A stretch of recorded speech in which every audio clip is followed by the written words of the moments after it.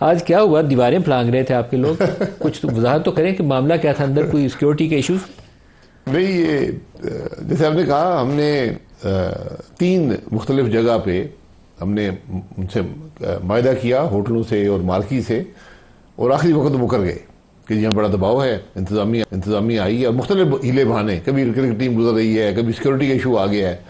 تو بہرحال یہ ایک ہوٹل ہے جو سپریم کورٹ کی شاید ملکیت ہے یا ان کا تعلق ہے، لائرز وہاں رہتے ہیں، لیجنڈ ہوٹل اس کا نام ہے. تو انہوں نے جگہ دے دی. تو وہاں پر بھی پہلے دن بھی جب ہم گئے، یعنی کل، تو کافی وہاں دباؤ تھا ہوٹل پر کہ جی اب نہ کرنے دیں، یہ ہے وہ ہے، ایڈمنسٹریٹ بھی آ گیا. ہم نے کہا بھائی بند کمرہ ہے، بات کر رہے ہیں، ایک کانفرنس ہے. اور اس دن تو میڈیا، پہلے دن تو میڈیا تھا اور دانشور تھے اور وکلاء تھے. تو بہرحال اس سلسلے ہم نے بھی کی کانفرنس کی کل. آج صبح 10 بجے شروع ہونا تھا، میں تقریباً 9:45 بجے پہنچا ہوں. تو وہاں پوری ایف سی کی ایک قطار کھڑی ہوئی تھی ڈنڈے ونڈے لے کر. تو ان سے کافی ہنسی مذاق میں کافی باتیں ہوئی. میں نے کہا یار تھوڑا مارنا ہے. وہ بیچارے بڑے شریف سے بچے تھے اور وہ بڑے پشیمان سے بیٹھ. جو فورس ڈپلائیڈ ہے ان کا بیچاروں کا کوئی قصور نہیں، جس نے حکم دیا ہے وہ تو آپ ان سے پوچھیں جنہوں نے حکم دیا. نہیں، میرے سے ویسے مذاق میں کہا تھوڑا کام ہلکا رکھنا، ہلکا مارنا، زور سے نہیں مارنا. مارنا تو ہم نے ہے ہی ہے. تو بہرحال یہ دیکھیے، ہم نے اس پارٹی کا زمانہ بھی دیکھا، مشرف صاحب کا زمانہ بھی دیکھا، پھر پی ٹی آئی کا زمانہ بھی دیکھا.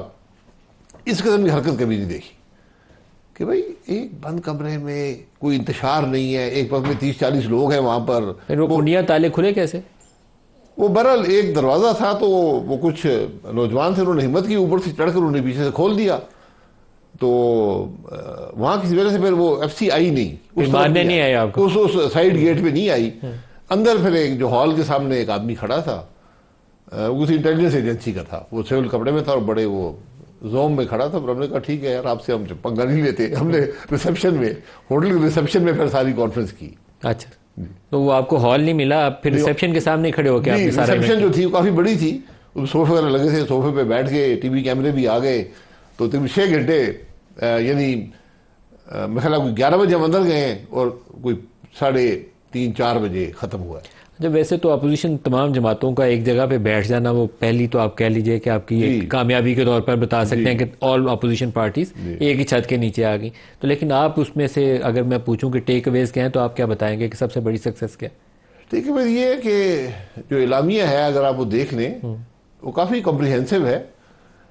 یعنی وہ آئین کی بات بھی کرتا ہے، وہ حکومت کی ناکامی کی بات بھی کرتا ہے، اور اس میں ایک امپورٹنٹ نقطہ ہے کہ جہاں پر اپوزیشن یہ چاہتی ہے کہ ایک نئے الیکشن ہو، وہی حل ہے ملک کے معاملات کا، fair and free elections.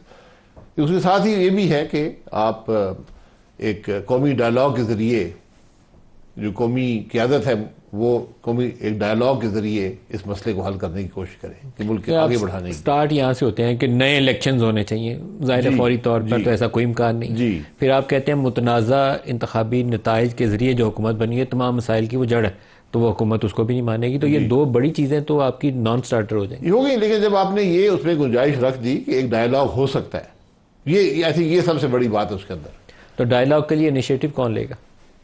Opposition نے اپنی بات سامنے رکھ دی ہے، اب حکومت جو ہے وہ بات کرے اس پر کہ کیا ڈائلاگ ہوگا، کیسے ہوگا. یہ اس کے اندر ایک فلیکسیبلٹی سمجھ لیں، جو بھی سمجھ لیں، اس کے اندر موجود ہے. جو عام طور پر ڈائلاگ کے لیے نا ماضی میں ہم دیکھتے تھے، وہ پی این اے کی تحریک یا دوسرے ادوار میں چلے جائیں تو ایک نوابزادہ نصر اللہ بڑی سینٹرل فگر میں نظر آتے تھے. وہ والا کریکٹر، وہ والا ایک بزرگوں والا سیاستدان، وہ رول کوئی نہیں. آپ بزرگ سیاستدان بن سکتے ہیں تو آپ بن جائیں، لیڈ کریں، حکومت اور اپوزیشن کو جوڑیں آپس میں اور بیٹھ جائیں کسی جگہ پر. وہ جو بھی اپنے انیشیٹو جیسے بھی اس کو کرنا ہے وہ کریں. سیاست تو رہی نہیں ہے، ویسے آپس کی بات ہے. نصر اللہ صاحب تو بہت بڑی شخصیت تھے، تو ان کی عشر اشیر بھی کوئی آپ کو ملے گا نہیں پوری ملک کی سیاست میں. یہ بدنصیبی ہے ہماری کہ ملک میں سیاستدان ہی ختم ہو گئے ہیں، جو اصول کی بات کر سکیں، جو اپنی بات پر ٹھہر سکیں، وہ لوگ نہیں ہیں اب. تو اب آپ نے جو کچھ ہے اس کے اندر ہی کام کرنا ہے. مجھے حالات بڑے مشکل نظر آتے ہیں، بہت مشکل.